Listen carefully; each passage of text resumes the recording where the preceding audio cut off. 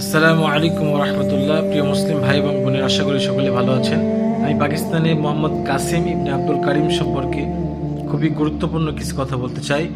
কারণ আমাদের মুসলিম উম্মাহ আজ নানান দল মত বদলে বিভক্ত হয়েছে এবং প্রকৃত দিন থেকে, বিশেষ করে আল্লাহ তাওহীদ থেকে অনেক দূরে গিয়ে অন্ধকারে বসবাস করছে।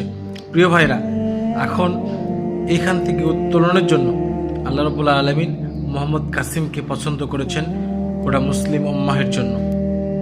আমরা তো এমন একজন নেতাকে চেয়েছিলাম যাকে আল্লাহ রাব্বুল আলামিন সাহায্য করবেন এবং সমর্থন করবেন, এবং এমন একজন নেতাকে চেয়েছিলাম যাকে আল্লাহ নিজে পরিচালিত করবেন।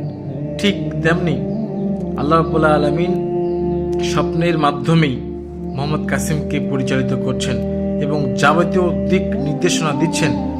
মোহাম্মদ কাসিম সবচেয়ে গুরুত্বপূর্ণ যে কাজগুলি করতেছে তা হলো এই মুসলিম জাতিকে সবচেয়ে গুরুত্বপূর্ণ বার্তা তাওহীদ তথা একত্ববাদের উপরে একত্র করছে।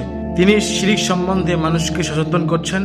তার সাথে মানুষ ধ্বংস হওয়ার সবচেয়ে বড় যে পথ, অহংকার এবং দাম্ভিকতা এবং জেদ, এখান থেকে মানুষকে সতর্ক করছেন। আবার আজ মুসলিম উম্মাহ যে বিভক্ত, তার থেকে উত্তোলনের জন্য মোহাম্মদ কাসিম মুসলিম উম্মাহকে একত্র করছে গোটা পৃথিবী হতে। কাজেই মোহাম্মদ কাসিম কতটা গুরুত্বপূর্ণ মুসলিম উম্মাহর জন্য তা আপনারা আরও সময় গেলে বুঝতে পারবেন। তবে আমি অনুরোধ করব, আপনারা মোহাম্মদ কাসিম সম্পর্কে আরও ভালোভাবে জানুন, তার স্বপ্নগুলো জানুন,